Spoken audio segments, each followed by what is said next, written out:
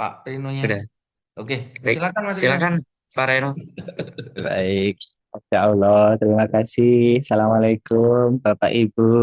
Selamat pagi menjelang siang, Pak Eko, teman-teman Bapak Ibu Mendeley Advisor.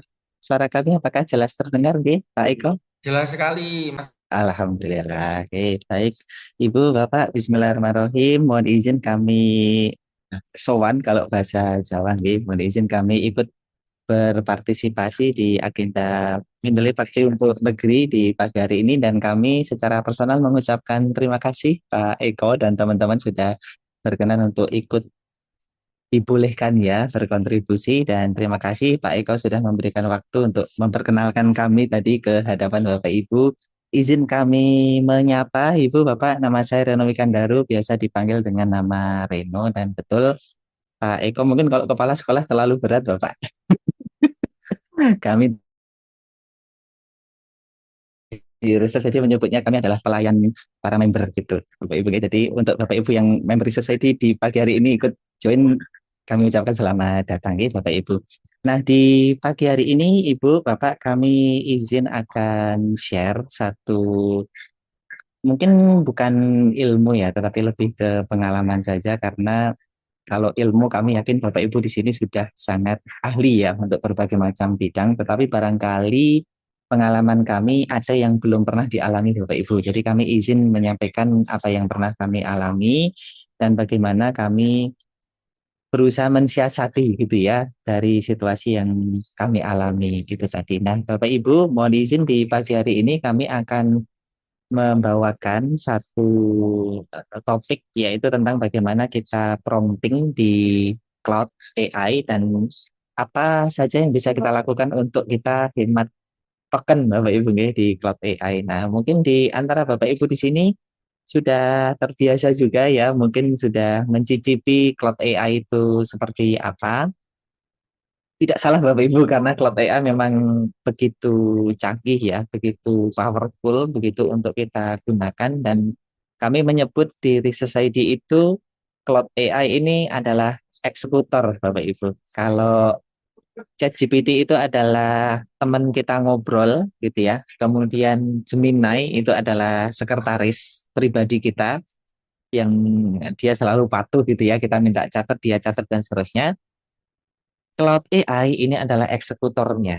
Jadi kita brainstorming ide pakai ChatGPT, kemudian kita eksekusi menggunakan Cloud AI. Gitu. Nah, ada satu persoalan Bapak Ibu yang selalu kita hadapi ya kalau kita menggunakan Cloud AI itu, yaitu token yang kayaknya tidak pernah cukup gitu, karena baru dipakai sedikit tiba-tiba sudah habis begitu. Nah, Bapak Ibu, ini sebetulnya mau dibilang situasi yang tidak mengenakan mungkin juga nggak cocok gitu ya, tetapi mau dibilang mengenakan nyatanya juga memang tidak enak begitu nggih. Jadi memang Ibu Bapak, kalau kita bicara tentang karakter dari cloud itu ya, ini kan memang berbeda Bapak Ibu nggih. Kalau ChatGPT kemudian Gemini itu secara model bahasa dia memang dilatih untuk satu selalu setuju gitu ya dengan pendapat kita begitu. Sementara kalau cloud itu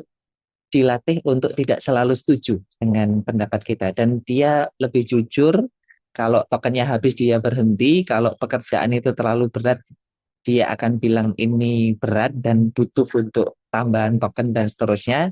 Jadi dia apa istilahnya perlakuannya pun juga berbeda Bapak Ibu. Nah, tapi sekalinya nge-generate gitu ya, insya Allah itu hasilnya akan bagus. Nah, karena cloud itu sisi enggak enaknya dengan sisi enaknya itu sama-sama bagus gitu ya, maka kita sebagai pengguna tentu perlu strategi khusus lah ya begitu nggih, agar ketika kita menggunakan cloud ini menjadi lebih efisien tokennya. Ya, mungkin penggunaan kata hemat ini agak nggak enak sebenarnya gitu. Karena kesannya kita kayak orang susah aja ya harus hemat-hemat token, tapi mungkin lebih ke persoalan waktu sih Bapak Ibu. Jadi kalau token kita itu sudah habis, kan bukan perkara kita top up lagi apa enggak, tetapi perkara kita harus nunggu beberapa jam gitu, untuk supaya tokennya nanti bisa kita gunakan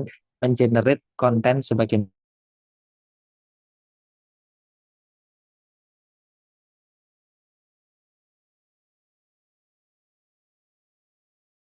mana yang kita harapkan gitu Bapak Ibu. Nah, inilah yang kami praktek ya Ibu Bapak Ibu. Kadang-kali kami izin akan langsung praktek saja dengan Bapak Ibu. Jadi untuk Bapak Ibu yang sudah mengakses cloud, kami undang Bapak Ibu untuk kita langsung buka cloud-nya nggih, Ibu Bapak nggih. Mohon izin kami share screen, apakah sudah diizinkan Pak Eko? Sudah, Mas, sudah. Silakan. Oh siap, nggih. Baik, terima kasih. Kami izin untuk share screen nggih, Bapak Ibu nggih. Inilah tampilan dari cloud AI Ibu Bapak itu nggih. Dari segi sapaannya saja sudah hangat Bapak Ibu nih. Selamat hari Sabtu Reno gitu ya. Jadi sudah tersentuh gitu ya. Kalau pas kita buka malam juga lembur malam-malam Reno gitu ya. Jadi sangat kena gitu. Nah, Bapak Ibu, untuk beberapa pengguna baru cloud AI gitu ya, mungkin ketika menggunakan cloud itu kita langsung chat di area ini gitu ya, langsung chat dan kadang-kadang chatnya pun singkat-singkat gitu sampai ada meme di internet sana begitu bahwa salah satu kesalahan terbesar pengguna cloud AI baru adalah kita ketik halo cloud lalu kita enter gitu ya. Kenapa ini menjadi kesalahan terbesar Bapak Ibu? Karena setiap pesan yang kita kirimkan di cloud itu taken seriously sama halnya dengan pesan yang rumit. Jadi sama-sama ngabisin token Bapak Ibu begitu. Jadi kalau di cloud itu kita memang perlu lebih hati-hati gitu nggih. Tidak kemudian kita sampaikan singkat-singkat begitu tapi ada baiknya kita buat prompt itu langsung detail sekaligus. Nah, sebelum prompt ke sana Bapak Ibu atau sebelum kita secara khusus ya membahas tentang promptnya, izinkan kami meng-highlight satu hal dulu, yaitu Bapak Ibu, satu hal larangan ya terbesar kalau Bapak Ibu menggunakan cloud dan ingin menggunakan cloud-nya untuk mengenerate sesuatu, maka hindari Bapak Ibu chat di area ini. Gitu nggih. Hindari chat di area ini. Kalau Bapak Ibu ingin hemat token, ingin mengoptimalkan token gratis itu supaya nanti hasilnya bagus, setiap kali memulai chat itu Bapak Ibu selalu buat project gitu nggih. Nah, selalu buat chat di dalam project. Kenapa kok kita perlu membuat project Bapak Ibu? Karena project ini tidak hanya sekedar semacam file explorer gitu gitu tidak begitu ya, tetapi project ini juga memory management gitu. Kalau Bapak Ibu membuat chat baru di depan ya seperti ini, maka cloud ini Bapak Ibu akan mengingat seluruh konteks obrolan yang ada di chat di luar project gitu deh. Bapak Ibu bisa membayangkan kalau chatnya itu macam-macam gitu ya. Gunain cloud untuk nanya resep nasi goreng misalnya, gunain cloud untuk cara komunikasi sama dosen atau mahasiswa gitu ya, gunain cloud untuk ngedit ini dan campur aduk di situ tanpa dipisah-pisahkan dalam file project, maka nanti hasilnya memorinya akan campur gitu. Nah, memori yang campur inilah yang bikin tokennya menjadi boros Bapak Ibu nggih, karena memori yang diingat terlalu besar gitu. Nah, agar terlokalisir maka sebelum Bapak Ibu ngechat di area tengah ini Bapak Ibu silahkan membuat project di sebelah kiri. Itu ya. Silahkan selalu chat di cloud itu buat project di sebelah kiri di sini. Nah, silahkan klik project, kita pilih project di sini, kemudian Bapak Ibu silahkan buat project baru. Nah, di project baru inilah Bapak Ibu nanti menjelaskan apa saja yang perlu dilakukan gitu ya. Nah, project ini kita beri nama misalnya panduan hemat token misalnya gitu ya. Nah, seperti ini. Nah, kemudian ada beberapa pengguna cloud itu yang menganggap bahwa project ini hanya sebatas file explorer aja untuk mengkotak-kotakan dalam folder. Sebetulnya fungsinya jauh lebih penting dari itu Bapak Ibu, karena di dalam projectnya cloud ini gitu nggih, sebaiknya kita membuat itu berbasis output. Jadi kalau bisa satu project itu satu output berbeda. Itu nggih, misalnya satu project satu artikel, satu project satu presentasi gitu ya. Atau kalaupun misalnya mau dibuat lebih dari satu juga boleh gitu, tetapi yang penting konteksnya sama. Contoh misalnya Bapak Ibu membuat atau punya proyek penelitian ya misalnya ya. Kemudian di situ nanti Bapak Ibu perlu membuat satu laporan penelitian, dua file presentasi, tiga artikel jurnal misalnya gitu ya. Ini Bapak Ibu masih bisa di satu proyek yang sama gitu. Gitu, oke. Lebih bagus lagi sebetulnya kalau satu project itu untuk satu file output. Jadi dia betul-betul memorinya itu tersimpan hanya untuk yang pekerjaan itu aja gitu. Nah, di sinilah Bapak Ibu kemudian menjadi krusial ya. Jadi kalau Bapak Ibu membuat project di sini gitu ya. Misalnya di sini saya akan buat artikel aja ya, artikel jurnal Sinta 2 misalnya. Nah, di sini Bapak Ibu bisa membuat deskripsi project misalnya ya. Proyek ini saya gunakan untuk menghasilkan satu artikel artikel siap submit untuk jurnal misalnya Cakrawala Pendidikan ya.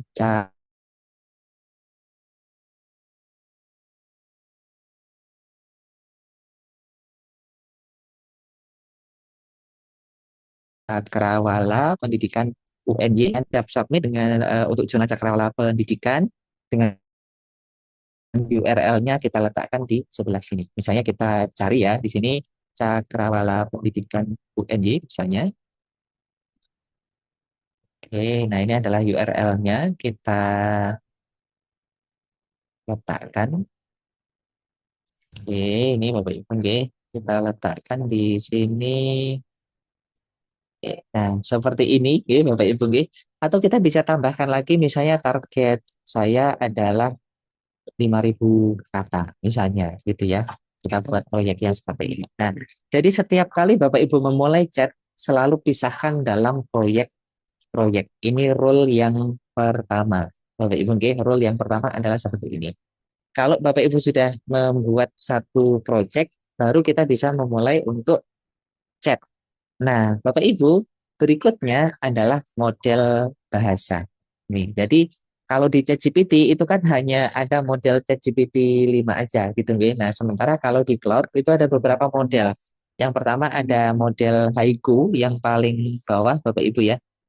Ini ada model Haiku yang terendah, kemudian di atasnya itu ada Sonnet, kemudian di atasnya lagi ada Opus, di atasnya lagi ada Fabel. Itu nggih. Jadi ada haiku, sonet, opus dan fabel. Nah, empat model ini peruntukannya seperti apa, Bapak Ibu? Nah, ini yang akan kita bahas. Kemudian di dalam setiap model itu ada effort. Kalau bahasa Inggris ada effort gitu ya. Jadi ada upaya. Ada upayanya mulai dari upaya rendah, sedang, tinggi, ekstra dan maksimal. Dan ini Bapak Ibu bisa sesuaikan ya. Semisal kita mau pakai mode sonet misalnya kita pilih upayanya tinggi, nah itu bisa, gitu ya. Kemudian ada kita aktifkan pemikiran juga bisa, begitu. Nah, di sini kemudian muncul pertanyaan, Pak Reno, kalau misalnya saya mau nyusun satu artikel jurnal, yang kita pilih modelnya yang tinggi, upayanya rendah, atau kita pilih modelnya yang rendah, upayanya yang tinggi, atau kita mau pilih modelnya tertinggi, upayanya paling tinggi. Dari tiga pertanyaan ini sebenarnya jawabannya benar semua Bapak Ibu. Tetapi yang penting kita paham dengan konsekuensinya. Semakin tinggi model bahasa yang kita gunakan, maka semakin banyak energi yang kita hasilkan. Logikanya begini Bapak Ibu. Katakanlah kita mau ngeruk pasir gitu ya. Haiku ini adalah cangkul gitu ya. Kemudian sonet itu lebih tinggi di atasnya gitu ya. Mungkin di atasnya cangkul itu ya serokan tapi gede lah gitu ya. Serokan tapi lebih besar. Kemudian opus itu lebih gede lagi gitu ya. Mungkin serokan yang lebih besar lagi. Sementara fabel itu ekskavator gitu. Terkadang kita gitu ya saking pengen nyoba model terbesar fabel misalnya gitu ya, kita gunakan dan tokennya langsung habis. Itu logikanya Bapak Ibu sama atau analoginya ya. Seperti Bapak Ibu ngeruk sedikit segini tapi pakai ekskavator. Jadi energinya langsung habis padahal cuma untuk ngeruk pasir yang sedikit itu aja gitu. Nah, bagaimana cara agar kita memilih model yang tepat itu Bapak Ibu? Kami kalau di Research ID Academy ya selalu menitipkan begini, Bapak Ibu, ketika kita nulis paper, kita coba kenali diri kita sendiri. Apakah idenya sudah jelas atau belum, gitu ya? Apakah metodenya dan datanya sudah siap apa belum, gitu ya? Lalu yang ketiga, apakah cloud ini nanti akan tingkat otomasinya yang paling tinggi apa enggak? Kalau misalnya Bapak Ibu butuh untuk brainstorming dulu gitu ya, misalnya ya, kita apa kayak istilahnya saya mau chat casual dulu nih sama cloud begitu, karena idenya memang belum jelas, topiknya belum jelas, dan saya kemungkinan besar akan chatnya tuh tektokan, saya tanya dia jawab, saya tanya dia jawab, maka Bapak Ibu jangan sekali-kali pilih mode sonet, apalagi obvious Bapak Ibu, tapi pilihnya yang haiku. Jadi haiku itu untuk memperjelas konsep kita dulu, kita brainstorming, itu kita pakai haiku dulu. Nanti kalau konsepnya sudah jelas, topiknya sudah ada, mungkin Bapak Ibu sudah punya draftnya, outline-nya begitu, dan ingin dikembangkan menjadi sebuah paper, baru naik ke model berikutnya. Model berikutnya apa Pak Reno? Apakah sonet atau opus? Pengalaman kami, Bapak Ibu, barusan aja selesai kami webinar dengan di Society Academy, di Cloud Academy gitu. Barusan kami nge-generate satu paper siap submit gitu, hanya menggunakan Sonnet. Dan itu satu kali prompting, Bapak Ibu. Satu kali prompting itu berhasil, dan dari segi penggunaannya kita coba lihat Bapak Ibu, ya, hanya 28% aja, nggak sampai gitu. Kalau Bapak Ibu ingin melihat papernya, kami coba perlihatkan sebentar deh di bagian project, karena ini barusan aja dari kami selesai Bapak Ibu. Nah, ini barusan aja selesai, dan ini adalah papernya. Ini sedang berproses di sebelah kanan. Iya, ini paper yang kami generate menggunakan model bahasa Sonnet aja. Dan ini mungkin juga menjawab kegelisahan Bapak Ibu nih. Kalau misalnya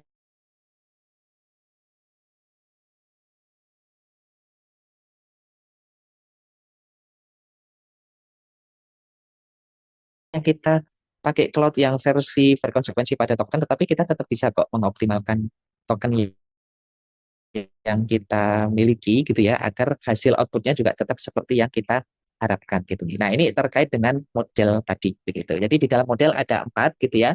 Ada haiku, sonnet, opus, dan fabel. Kemudian di dalam masing-masing itu ada effort juga yang berbeda-beda gitu. Jadi pastikan kalau Bapak Ibu itu masih konsepnya belum jelas, masih brainstorming dan seterusnya, pakai mode haiku dulu aja.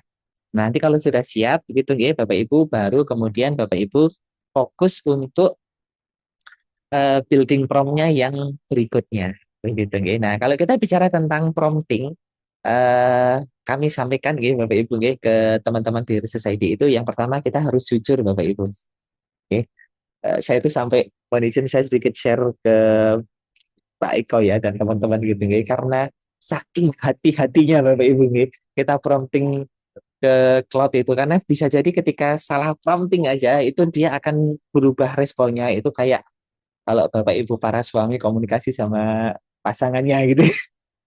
Jadi harus harus pinter ngejaga ini supaya detail, supaya jujur, supaya apa ya, katakanlah dari segi persoalan itu benar-benar kita sampaikan dengan baik lah ke cloud begitu, supaya begitu kita pencet prompt dia langsung jalan begitu. Nah, satu Bapak Ibu harus jujur gitu nih. Jujur itu artinya kalau Bapak Ibu, saya adalah dosen gitu ya, saya mau nulis artikel tapi saya belum tahu saya mau nulis apa. Jurnalnya pun saya juga belum tahu gitu ya misalnya, kayak tema risetnya saya juga belum tahu, artikel saya belum tahu semuanya, jadi saya kosong, belum menyiapkan apapun. Itu lebih baik Bapak Ibu menceritakan seperti itu daripada Bapak Ibu prompting dengan satu kata, buatkan saya artikel, karena itu nanti justru akan membuat cloud-nya tidak bekerja secara maksimal gitu nih. Jadi satu harus jujur Bapak Ibu nih. Kita harus jujur, kita sampaikan kalau kita bicara tentang prompting ke cloud, kita jujur, saya adalah dosen bidang pendidikan, saya sedang menulis paper, tapi saya belum punya tema gitu ya, saya belum menentukan topiknya, jurnal sasarannya saya juga belum ada begitu, dan saya butuh bantuan kamu untuk membuat paper ini, misalnya begitu, begitu. Nah, adapun nanti berikutnya Bapak Ibu, kita mirip-mirip seperti di ChatGPT gitu ya. Nah, ini izin kami sampaikan, kami akan berpindah tampilan Bapak Ibu, izin kami akan menyampaikan dalam bentuk mind map Ibu Bapak. Jadi kalau kita bicara tentang prompt di AI manapun gitu ya, termasuk terutama yang paling ketara nanti sebetulnya di ChatGPT dan di cloud gitu ya. Kalau kita bicara tentang prompt, itu kan ada elemen prompt Bapak Ibu. Nah, elemen prompt itu kan yang pertama adalah konteks.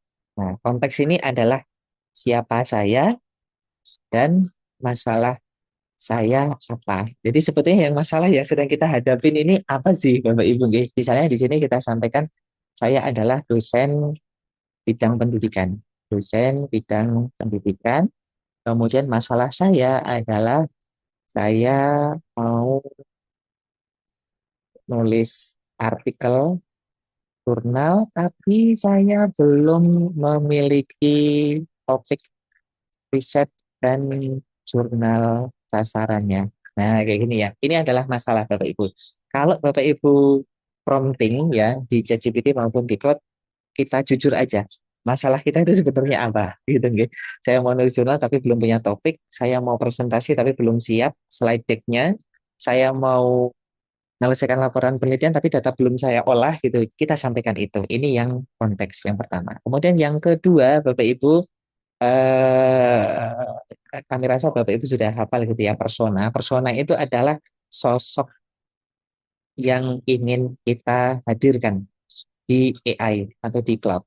Nah, semisal ya, kalau Bapak Ibu tujuannya untuk nulis paper, misalnya, maka sosok yang kita hasilkan di sini adalah seorang profesor, misalnya ya, seorang profesor ahli nulis paper, misalnya, kemudian punya artikel lebih dari 100, misalnya seperti ini, sangat kritis, mampu merumuskan argumen dan seterusnya. Nah, jadi ini adalah sosok yang ingin kita hadirkan. Kalau Bapak Ibu ingin membuat cloud untuk nulis disertasi, berarti sosok yang dihadirkan di sini adalah promotor dan co-promotor. Tapi kalau mau submit ke jurnalnya Pak Eko, berarti kita hadirkan Pak Eko sebagai editor. Kan istilahnya begitu. Jadi semoga Bapak Ibu bisa memahami gitu, nggih. Nah, di sini bisa kita tambahkan beberapa kualifikasi. Misalnya profesor yang kritis, profesor yang argumentatif, yang punya artikel 100, yang ahli filsafat, ahli pendidikan, dan seterusnya. Itu kita tambahkan. Pokoknya itu adalah sosok ideal yang ingin kita hadirkan. Ini nggih, ini yang ke berikutnya. Kemudian yang ketiga, kalau Bapak Ibu akan membuat misalnya artikel gitu ya, itu kan kita tentu perlu data gitu ya, perlu data. Nah, jadi di sini Bapak Ibu bisa sajikan resources ya. Resources ini mungkin bisa kita sebut juga data atau lebih ke apa yang sudah saya lakukan. Nah, jadi apa saja yang sudah saya lakukan? Contoh misalnya ya, Bapak Ibu kita sebutkan di cloud, saya sudah mengupload data penelitian saya berisi wawancara dengan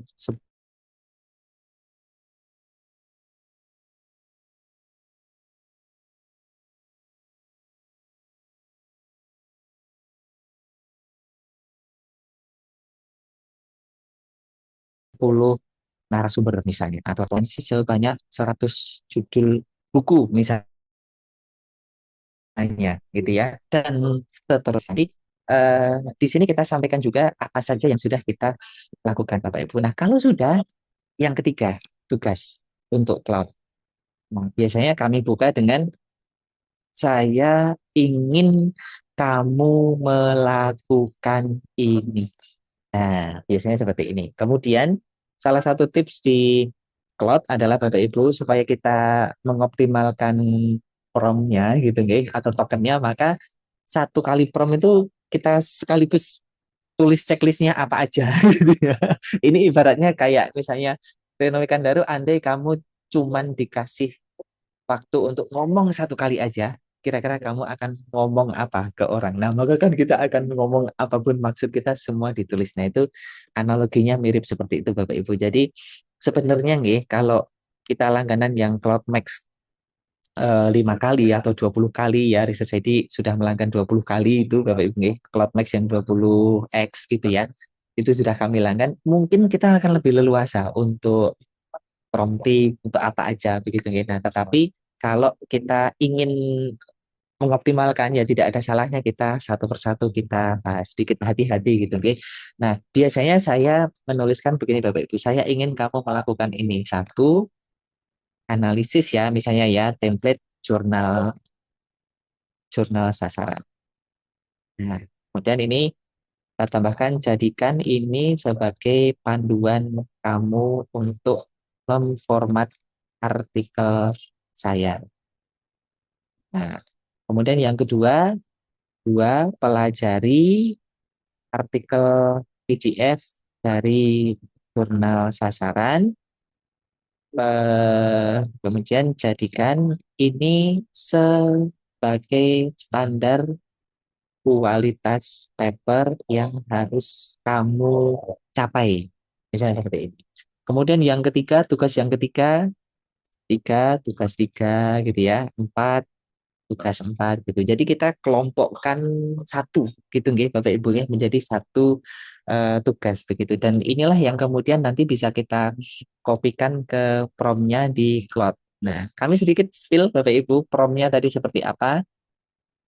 Ini Bapak Ibu bisa lihat prom kami seperti ini. Gitu nggih. Jadi cukup cukup panjang gitu ya.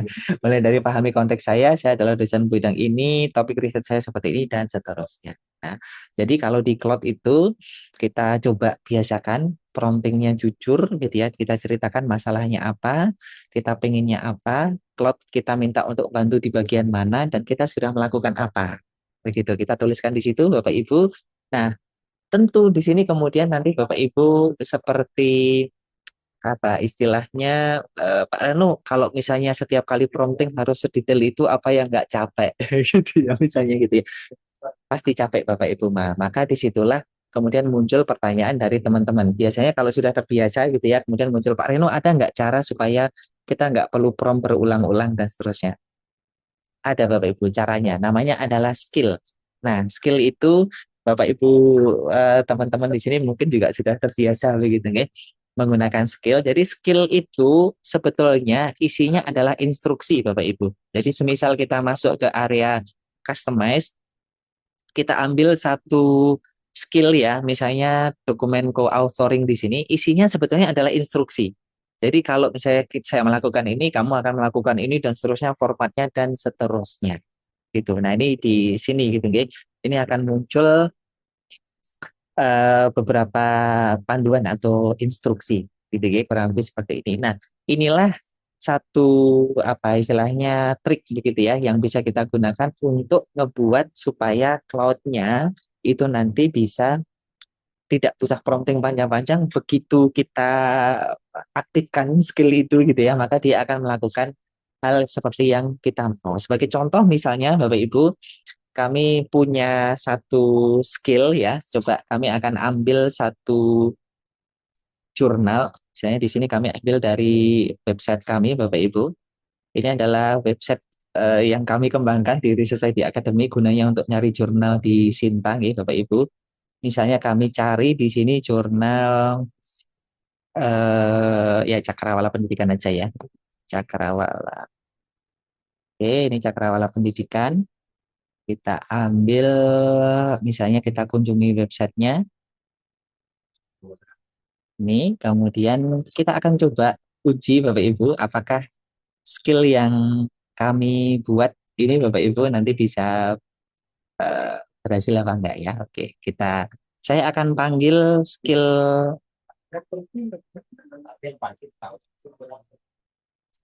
Oke, kemudian saya akan kopikan URL-nya Bapak Ibu. Saya akan pakai mode sedang. Kita lihat apa yang terjadi ya.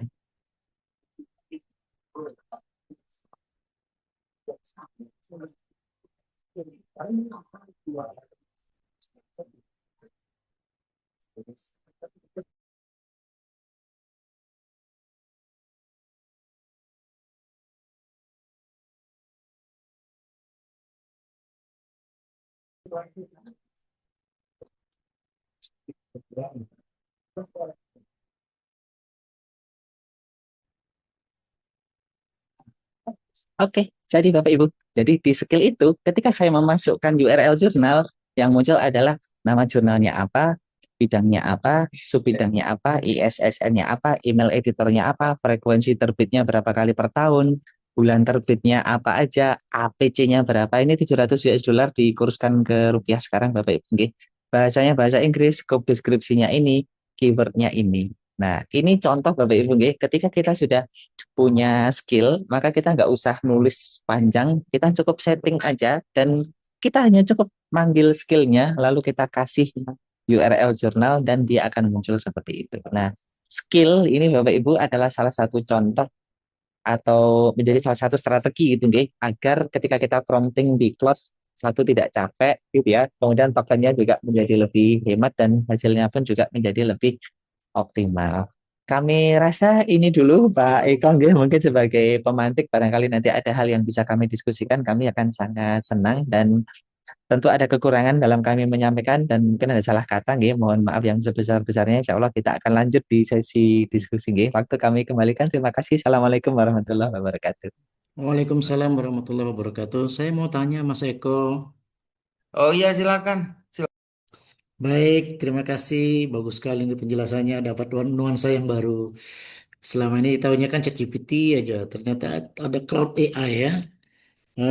Apakah pertanyaan saya begini Mas Eko? Dari facility yang banyak itu kan tadi memang membutuhkan skill lagi untuk kita belajar lagi, menyesuaikan diri lagi agar kita bisa menyiapkan artikel kita yang siap submit. Problemnya tetap sama, yaitu nanti kan pada fine journal kan untuk setelah setelah hasil artikelnya siap. Pertanyaan saya yang pertama adalah untuk cloud ini kan kita tetap harus berbayar yang lebih optimal gitu ya. Mungkin Mas Reno punya punya informasi mengenai eh, mengenai pembayaran ini. Artinya ada yang berbayar, ada yang berapa, ada yang bulanan, ada yang tahunan gitu kan. Sorry.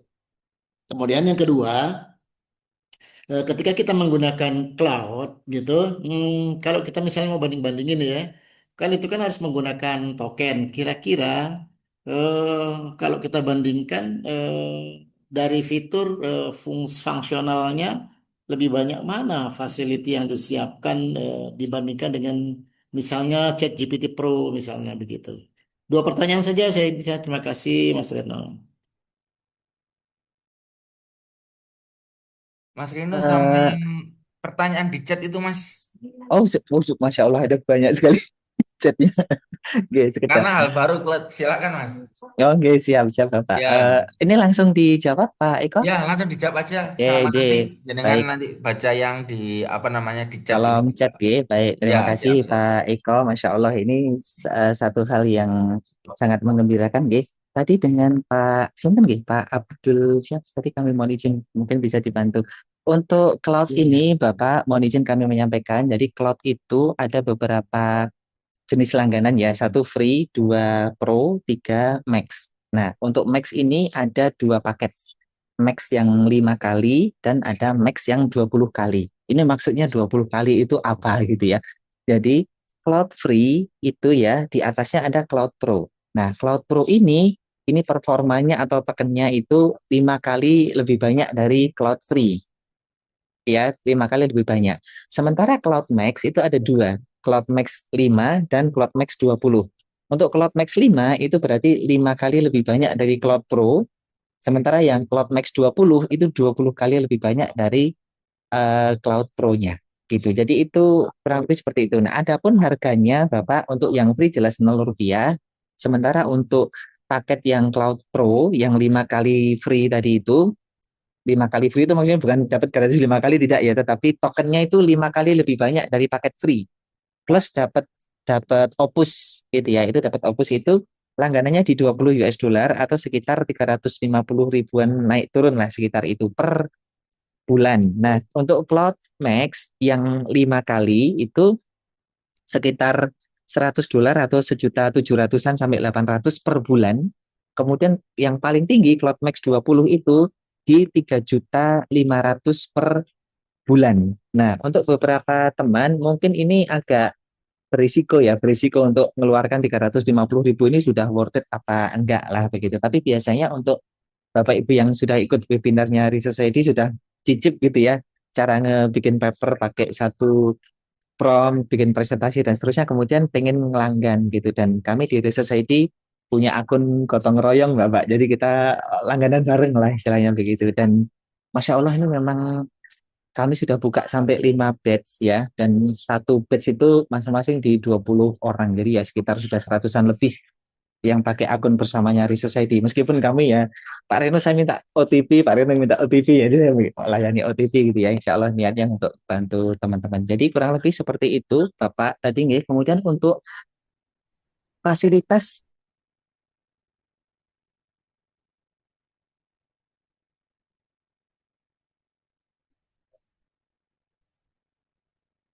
em, sebetulnya sebenarnya Bapak, seperti tadi kami sampaikan, ChatGPT kami gunakan untuk chat casual,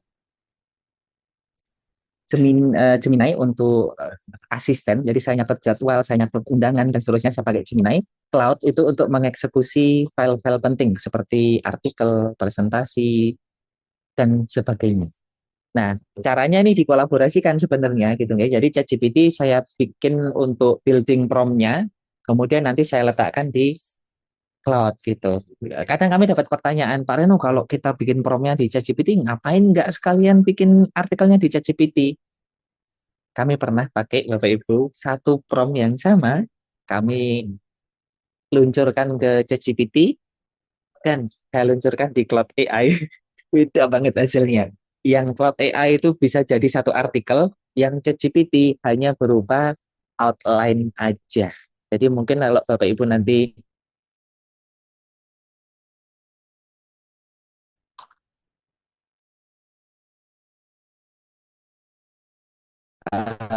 tertarik nih menjadi masih kami gunakan terutama untuk brainstorming, untuk memperjelas ide. Sebenarnya Reno kamu ini mau apa sih sebenarnya gitu ya. Kita perjelas dulu, kalau sudah baru kita masukkan promptnya ke Cloud AI begitu. Nah, kami izin menjawab beberapa pertanyaan di kolom chat Bapak Ibu nih. Untuk Research ID, mohon izin Pak Eko, kami apakah boleh mempromosikan Pak Eko nggih, mohon izin.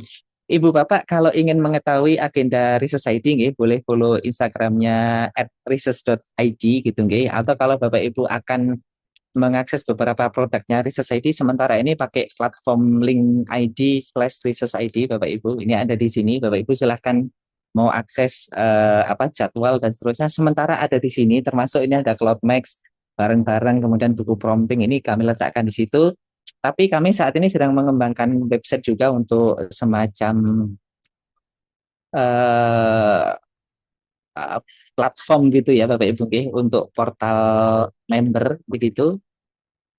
Ini semoga bisa jalan ya Bapak Ibu. Oh nanti ya daripada ini. Tetapi salah satunya nanti ya dalam bentuk produknya Jurnaloka ini Bapak Ibu. Kalau berkenan Bapak Ibu, ini adalah produk yang baru banget kami kembangkan. Bapak Ibu bisa daftar gratis. Kami mohon jika berkenan mungkin bisa masuk ke sini. Kemudian kalau ada masukan tolong kami diberi masukan. Karena ini kalau tadi Pak Eko membahas satu layanan untuk nyari jurnalis Scopus, kami melihat jurnal di Sinta itu nggak tersentuh gitu ya. Maksudnya kalau di Scopus itu kan kita gampang nyari itu, kayak misalnya jumlah dokumen ini berapa, kemudian kita masuk ke exclude listnya itu juga sudah disediakan gitu ya. Sementara di Sinta itu, kalau Bapak Ibu cari di sinta.com diktisaintek.go.id, Bapak Ibu nyari jurnal yang terbit bulan September aja itu harus diving kemana-mana begitu. Nah, Jurnaloka ini sebetulnya kami hadirkan untuk membantu mengatasi itu Bapak Ibu. Jadi kalau Bapak Ibu misalnya ya, Pak Reno saya mau publish Sinta 2, anggarannya 2 juta, terbitnya sekitar bulan Oktober, November, jurnalnya apa aja. Itulah yang sebetulnya berusaha kami jawab lewat Jurnaloka ini. Dan ini sudah kami luncurkan, Bapak Ibu sudah bisa dilanggan, ada versi gratisnya, per bulan dapat 3 kuota gitu ya. Tapi kalau mau update ke paket member lagi turun harga gitu ya. Sampai dengan tanggal 31 Oktober ini turun harganya per bulannya di 39.000 aja gitu nggih. saran saya sih Bapak Ibu cek aja ya, nanti dirasakan masukannya apa, nanti barangkali ada fitur yang perlu kami hadirkan, insya Allah kami hadirkan. Dan ini sedang kami ajukan untuk permohonan mereknya Bapak Ibu, insya Allah mungkin sebentar lagi juga akan keluar gitu nggih, untuk Jurnal Loka Bahari Society Academy. Kemudian chat yang lain, caranya gotong royong ya seperti tadi Ibu. Jadi di sini biasanya kami akan announce ya, kuotanya 20 orang misalnya. Nanti 199.000 aja per orang. Jadi 4 juta gitu ya. Ibaratnya modalnya 4 juta, nanti kami langgankan untuk 3,5 juta gitu. Ibaratnya biaya permintaan token udahlah, nanti ini kami niatkan untuk membantu teman-teman aja gitu nggih. Kemudian ada kontak yang bisa dihubungi join ke batch, bisa Ibu Bapak nanti silakan bisa menghubungi di link ID nanti sudah ada kok. Kami izin share ke kolom chat aja nih Bapak Ibu nggih. Silahkan bisa mampir ke link ID-nya, nanti ada tombol WA di sini yang kalau Bapak Ibu klik nanti langsung diarahkan ke ini ya, admin Research ID-nya gitu. Kemudian jadi member sampun, nomor kontaknya Bapak Ibu bisa nomor di link ID, atau Bapak Ibu bisa akses nomor handphone saya juga boleh nggih. Alhamdulillah.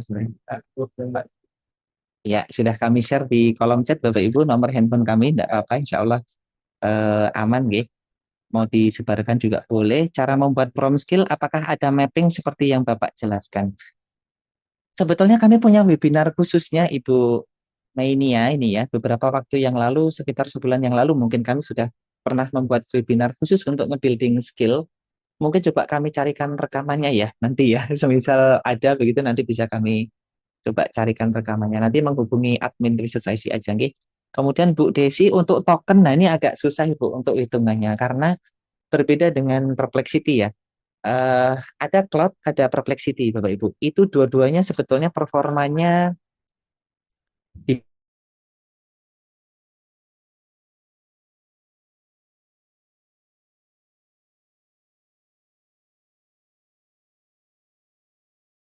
dibilang mirip, sebenarnya enggak juga gitu ya. Tetapi per Ibu setengah setelah habis token itu enggak ada.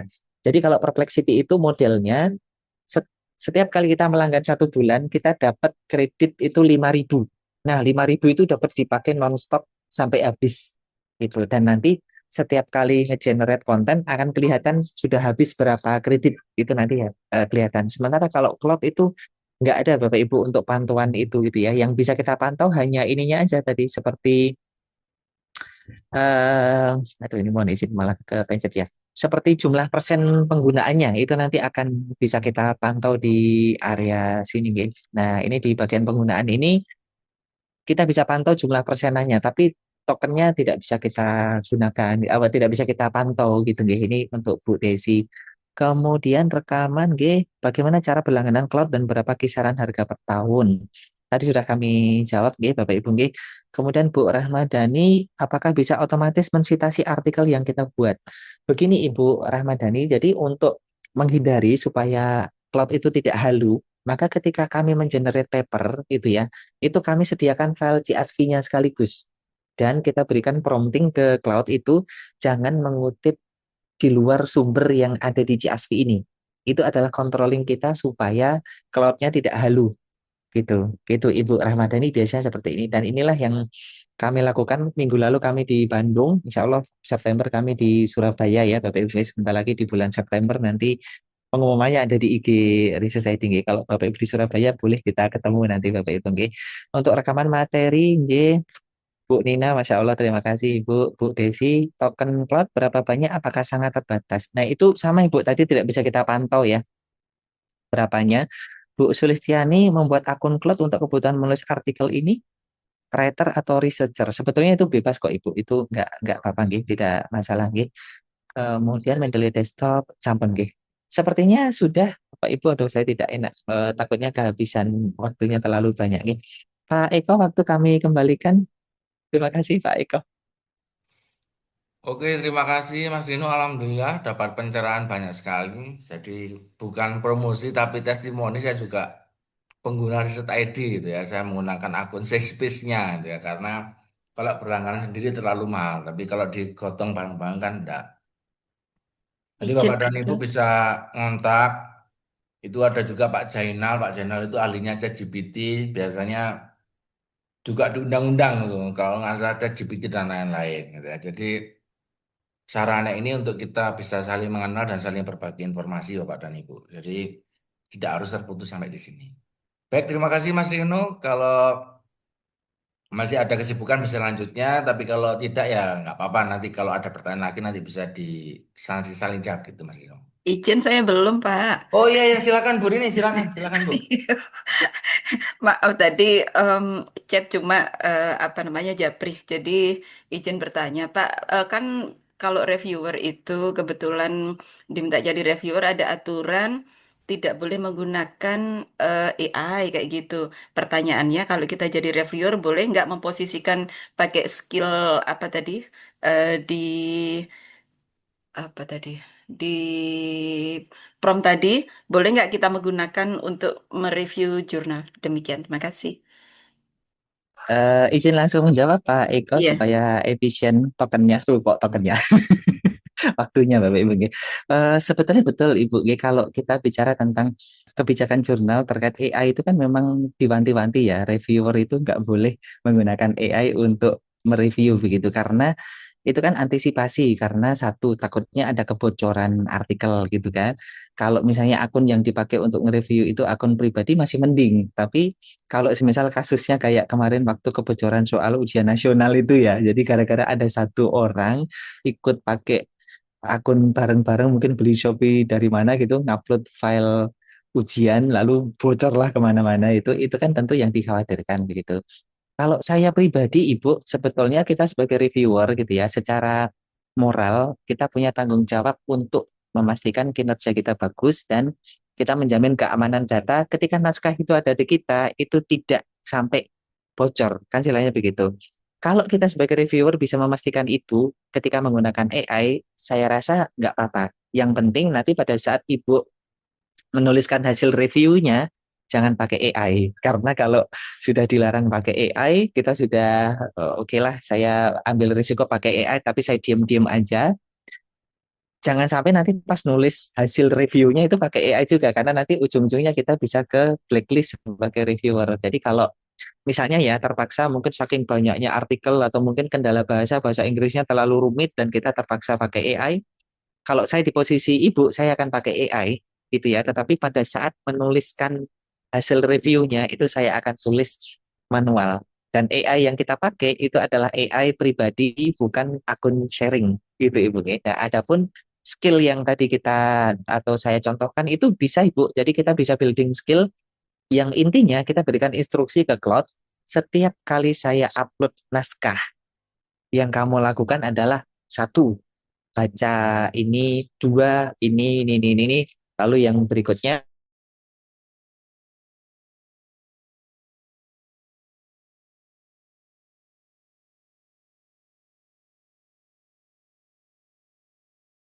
berikan saran, misalnya gitu ya, masukan ulang dengan bahasa sendiri. Sekali lagi, ini adalah cara secara teknologis, tetapi ya, tetapi tidak kemudian melunturkan kewajiban moral kita sebagai peneliti. Nggih. Saya sungkem sama editor-editor jurnal nih.